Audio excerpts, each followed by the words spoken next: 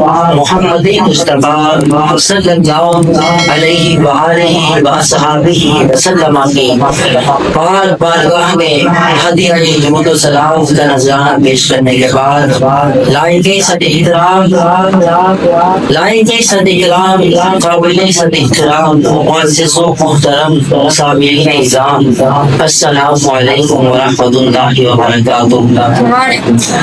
اللہ رب العزت کا لاکھ لاکھ شکر ہے کہ اس مالک قدوس نے ہم سب کو جمعۃ المبارک کی پاک گھڑیاں نصیب کی، اور ان گھڑیوں کو ہمیں فضول میں ضائع کرنے کی توفیق عطا نہیں کی، بلکہ ہمیں اپنے اور اپنے حضور صلی اللہ علیہ وآلہ وسلم کی ذکر پاک کی محفل میں وقت گزارنے کی توفیق عطا کر رہا ہے۔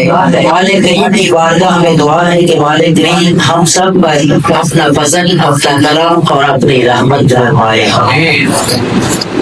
سامعین محترم،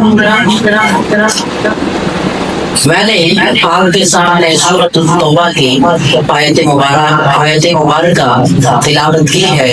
انما یعمر مساجد اللہ من آمن باللہ والیوم الآخر واقام الصلاۃ وآتى الزکاۃ ولم یخش الا اللہ فعسى اولئک ان یکونوا من المہتدین۔ اللہ رب العزت فرماتے ہیں قرآن پاک کے اندر کہ مساجد کو، اللہ کی مساجد کو وہی شخص آباد کرتے ہیں جو اللہ اور آخرت کے دن پر ایمان رکھتے ہیں اور نماز قائم کرتے ہیں اور زکوٰۃ ادا کرتے ہیں اور اللہ کے سوا کسی سے نہیں ڈرتے، تو یہی لوگ ہدایت یافتہ ہیں۔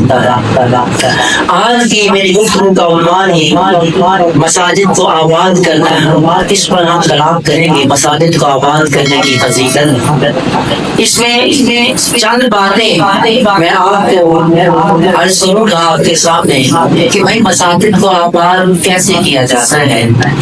پہلی بات یہ ہے کہ مساجد کی تعمیر کی جائے، یہ بیان کرنا ہے کہ مساجد کی تعمیر کی جائے۔ پھر دوسری بات مساجد کے داخل اور خارجی امور ہوتے ہیں کہ مسجد کی صفائی ستھرائی اور تزئین و آرائش کا خیال کیا جائے اور مسجد کی طرف چل کر نماز کے لیے آیا جائے۔ اس کی بھی اللہ رب العزت نے حضور آقا صلی اللہ علیہ وسلم کے ذریعے بہت ہی فضیلت بیان کی ہے۔ اور آخری بات اور پیغام جو تھا اس میں کہ ہماری مسجد کس طرح آباد ہوگی، ہماری مسجد کس طرح آباد ہوگی۔ تو سامعین محترم، اسلام میں مساجد کی بڑی عظمت و اہمیت بیان کی گئی ہے۔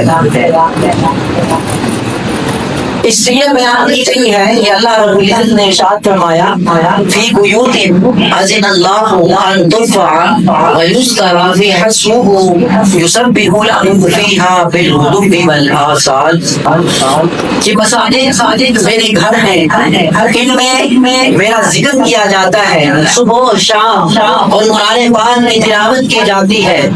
آپ غور کریں کہ جس پہ ہر وقت اللہ کی یاد کی جائے جس گھر میں، اور قرآن پاک کی تلاوت کی جائے اور اس کی بندگی کے سجدے ادا کیے جائیں، اس جگہ سے بڑھ کر بھی کوئی فضیلت والی جگہ ہو سکتی ہے؟ قطعاً نہیں ہو سکتی۔ ہر زمین کے مقدر میں نہیں ہوتا اللہ کا گھر بننا، جس طرح انسان کا مقدر ہوتا ہے نا، اسی طرح زمین کا بھی مقدر ہوتا ہے۔ ہر زمین کا مقدر میں نہیں ہوتا اللہ کا گھر بننا، بلکہ جس زمین کے حصے کو اللہ رب العزت اپنے گھر کے لیے چن لیتا ہے وہاں اپنا گھر آباد فرما دیتا ہے۔ حدیث پاک میں آتا ہے رسول کائنات صلی اللہ علیہ وآلہ وسلم نے ارشاد فرمایا کہ جس طرح تم لوگ آسمان کے فرشتوں، آسمان کے ستاروں کو دیکھ کر یہ دیکھتے ہوں کہ وہ جگمگا رہی ہے، آسمان کے ستارے تنخشاں ہیں، اسی طرح آسمان کے فرشتے زمین کی طرف دیکھتے ہیں کہ جہاں جہاں مساجد ہوتی ہیں وہاں وہ جگمگا رہی ہوتی ہیں، ان سے روشنیاں پھوٹ کر آسمان کی طرف پڑ رہی ہوتی ہیں۔ یہی وجہ ہے کہ اللہ رب العزت نے مساجد کی تعمیر کا کام انبیاء کرام سے لیا. پہلا گھر اپنا پہلا گھر کعبۃ اللہ ہے. اللہ رب العزت نے سیدنا ابراہیم علیہ السلام اور سیدنا اسماعیل علیہ السلام سے تعمیر کروایا, اور مسجد اقصی سیدنا سلیمان علیہ السلام کے ذریعے سے تعمیر کرائی. اور سب سے آخری پیغمبر, عظیم پیغمبر, امام الانبیاء, تاجدار کائنات صلی اللہ علیہ وآلہ وسلم جب مکہ پاک سے مدینہ پاک تشریف لائے تو سب سے پہلا کام جو حضور نے کیا وہ مسجد کی تعمیر, مسجد نبوی کی تعمیر حضور نے فرمائی. اور حضور نے مسجد نبوی کی تعمیر میں بذات خود بنام سے نفیس حصہ لیا. صحابہ کرام فرماتے ہیں کہ جب ہم اینٹیں اٹھا کر مسجد نبوی کی تعمیر کا کام کر رہے تھے تو حضور بھی اینٹیں اٹھا کر لاتے اور مسجد نبوی کی تعمیر میں حصہ لیتے. ہم عرض کرتے ہیں یا رسول اللہ صلی اللہ علیہ وآلہ وسلم آپ زحمت نہ کیجیے, آپ اینٹیں نہ اٹھائیے. تو حضور کائنات صلی اللہ علیہ وآلہ وسلم ارشاد فرماتے اے میرے صحابہ, جس طرح تمہیں اجر کی ضرورت ہے اسی طرح مجھے بھی اجر کی ضرورت ہے. جس طرح رسول خدا صلی اللہ علیہ وآلہ وسلم بخود بذات خود مسجد کی تعمیر میں حصہ لے کر بتایا, اسی طرح جو شخص مسجد کی تعمیر میں حصہ لیتا ہے اور مسجد کی تعمیر کرتا ہے حضور کائنات صلی اللہ علیہ وآلہ وسلم نے اس کے فضائل و مناقب بیان کیے ہیں, اس کو انعام و اکرام بیان کیے ہیں. حضور کائنات صلی اللہ علیہ وآلہ وسلم کا یہ فرمان امام بخاری نے اپنی کتاب صحیح بخاری کے اندر سیدنا عثمان بن عفان رضی اللہ تعالیٰ عنہ سے نقل کیا ہے. سیدنا عثمان بن عفان رضی اللہ تعالیٰ عنہ عرض کرتے ہیں میں نے حبیب کائنات صلی اللہ علیہ وآلہ وسلم کو فرماتے سنا من بنا مسجدا یبتغی بہ وجہ اللہ بنى اللہ لہ بیتا فی الجنہ, کہ جو شخص اللہ کی رضا کے لیے مسجد کی تعمیر و ترقی میں حصہ لیتا ہے تو اللہ رب العزت اس پر انعام و کرام یہ فرماتا ہے کہ اس کے جنت میں جانے سے پہلے اس کے لیے جنت میں گھر تعمیر فرما دیتا ہے. امام ابن ماجہ اپنی کتاب سنن ابن ماجہ کے اندر روایت کرتے ہیں سیدنا جابر رضی اللہ تعالیٰ عنہ سے, سیدنا جابر رضی اللہ تعالیٰ عنہ روایت کرتے ہیں کہ حضور کائنات صلی اللہ علیہ وآلہ وسلم نے ارشاد فرمایا من بنا للہ مسجدا کمفحص بنان او اصغر ما بنى اللہ لہ بیتا فی الجنہ, کہ اللہ رب العزت کی رضا کی خاطر جو شخص مسجد تعمیر کرتا ہے, مسجد تعمیر کرنے سے مراد یہ ہے کہ مسجد میں کچھ حصہ ڈالتا ہے. حدیث پاک کے الفاظ ہیں کہ مفحص بنان, جو چیل کے گھونسلے کے برابر مسجد کی تعمیر میں حصہ ڈالتا ہے تو اللہ رب العزت اس پر انعام و اکرام یہ فرماتا ہے کہ اس کے لیے جنت میں محل تعمیر فرما دیتا ہے. رسول کائنات صلی اللہ علیہ وآلہ وسلم کا فرمان ہے کہ حضور نے فرمایا کہ مفحص بنان کا مطلب یہ ہے کہ مسجد کوئی ضرورت ہو, چھوٹی موٹی ضرورت ہو, اگر کوئی انسان پوری کرتا ہے تو اللہ رب العزت اس کے لیے اجر کا اہتمام یہ فرماتا ہے کہ اس کے لیے جنت میں محل بھی تعمیر فرما دیتا ہے.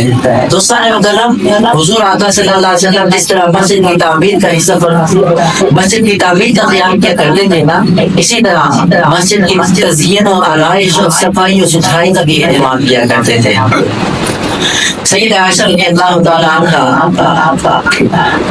فرماتی ہے کہ حضور کائنات صلی اللہ علیہ وآلہ وسلم نے ارشاد فرمایا کہ اپنے ہاتھوں کے اندر مسجد تعمیر کرو.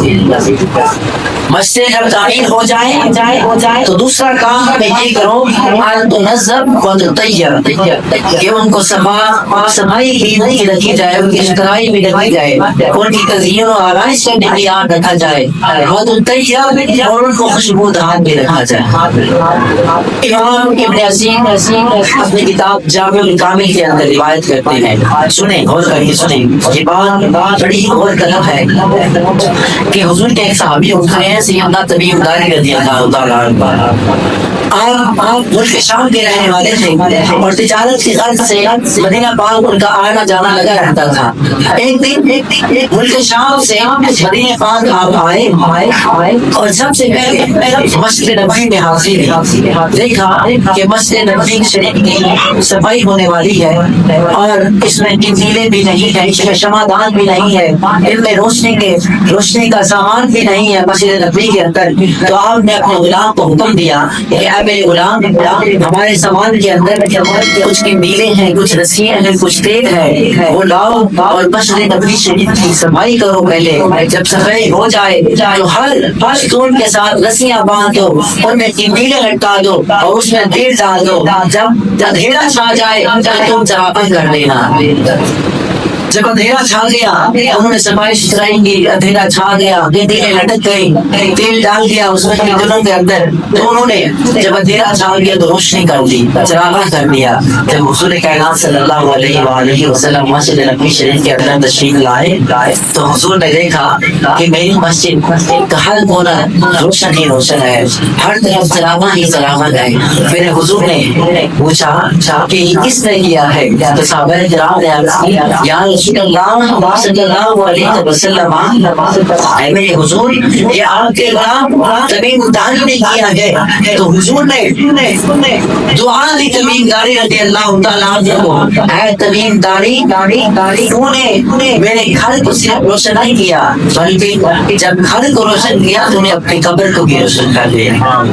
اور حضور نے یہ دعا دینے کے بعد ایک آرزو کی, حضور کے دل میں ایک آرزو نے جنم لیا. حضور آقا صلی اللہ علیہ وسلم کی تمنا یہ ہوئی کہ کاش میری کوئی صاحبزادی بغیر عدل کے میرے پاس رہتی تو اس کا عدل, اس کا نکاح تمیم داری رضی اللہ تعالیٰ عنہ سے کر دیتا.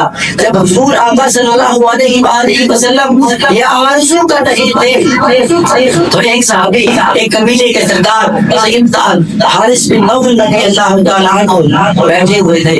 عرض کی یا رسول اللہ صلی اللہ علیہ وآلہ وسلم, میری ایک صاحبزادی ہے, آپ نے یہ آرزو کی ہے کہ تمیم داری نے آج بہت ہی اچھا کام کیا ہے, آپ کی آرزو ہے کہ آپ کی کوئی بیٹی ہوتی آپ اس کے عقل میں دے دیتے, لیکن آپ کی کوئی بیٹی بغیر عقل میں آپ کے گھر میں موجود نہیں ہے. میری صاحبزادی بغیر عقل میں میرے گھر میں موجود ہے, میں اس صاحبزادی کا نکاح سیدنا تمیم داری رضی اللہ تعالیٰ عنہ سے کرتا ہوں.